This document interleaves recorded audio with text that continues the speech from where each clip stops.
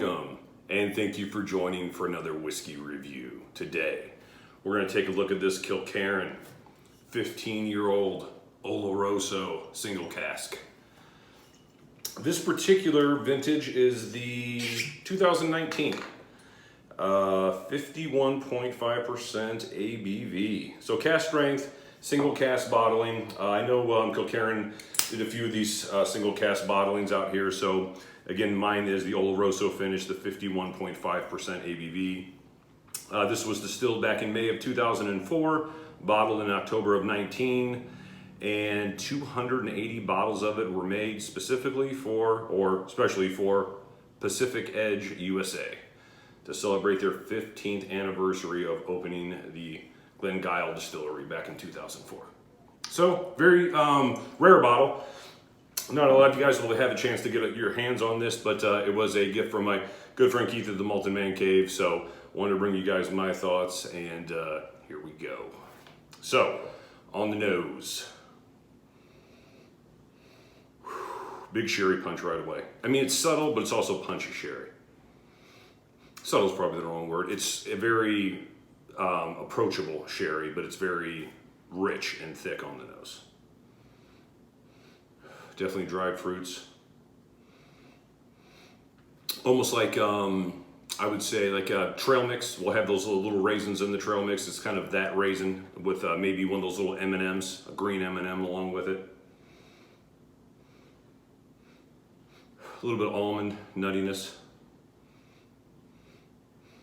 And now this lovely, and this is something I've been getting a lot with this lovely Milky Way milk chocolate note. It just waves after a minute, after your nose gets used to the ABV, just waves of milk chocolate and caramel. And then some oak comes in, really nice. And maybe like a peppery note, almost like a Talisker pepper. It's that strong of a pepper smell. But intermingled really, really nice with the milk chocolate and caramel. So this is the store I haven't brought many whiskeys from. So usually they're just bottles that Keith has tried. So he kind of passes them along to me. This one is definitely the most sherried of any of the whiskeys from Kilkerran I've tried. And it is a super rich and full nose. All right, let's give it a sip.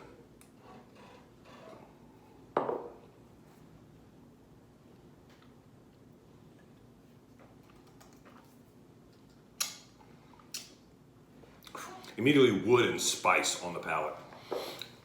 Wood, spice, I would say a little vanilla coming in third. There's a nuttiness to it, I'd say. A little saltiness. Then on the finish, that milk chocolate comes back. That Milky Way milk chocolate with caramel. So nice. Maybe also some fresh fruit coming in at the end as well. Really, really good whiskey. I know these are fairly well sought after, getting really expensive on the secondary market to find this bottle. I saw one probably a month or so ago as I'm recording this in August of 2020. I think the guy was asking $400 or $500 for it, so super expensive whiskey to get your hands on, mainly because of limited release, but a really, really nice sherry bomb that adds a lot of complexity and a few other notes that you don't get typically out of heavily sherried whiskeys. So yeah, why I wouldn't say this, I would want to pay $400 for it. I mean, this is all day a $200 bottle of whiskey. All right, so added a few drops of water. Still getting that lovely Milky Way. Woo. Waves of milk chocolate and caramel. A little more dried fruit, a little more of that raisin note with water. And almost like a barbecue note is coming up. Barbecue sauce. And there's that peppery oak again. Spices galore on this one. Wow. Really good whiskey here. Keith's whiskey are so hit and miss for me lately. Some of them are good, some of them are okay, but every once in a while he gives me a great one. And this is one of those. I'm half kidding, Keith. All right, so now that I've added a couple drops of water, let's see what we're getting different on the palate.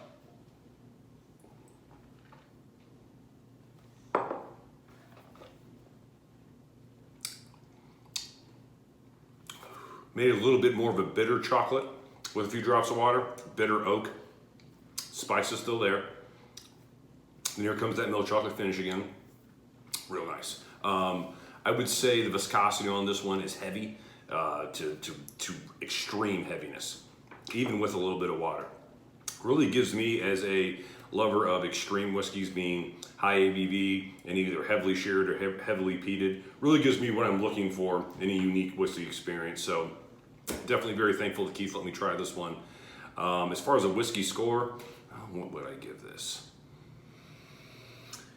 I'm trying to tie whiskey scores these days to a dollar amount. So what did I say earlier? I wouldn't pay $400 for it, but I'd pay a couple $100 for it. That puts me at about a 90 out of 100.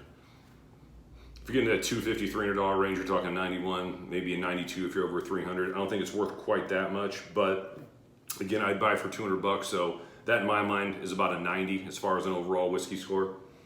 Super solid whiskey. I mean, if you're a fan of the distillery, if you're a fan of heavily sherried whiskeys, this will be right up your alley. Great milk chocolate. I prefer it neat.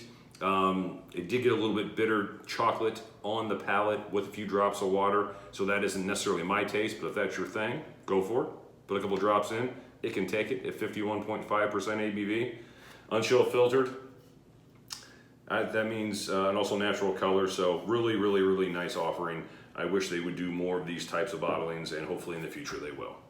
Well, those are my thoughts. And until next time, please let me know what you think about this whiskey in the comment section if you're one of the lucky people who were able to try one of the 280 bottles. And until then, I wish you happy drinking.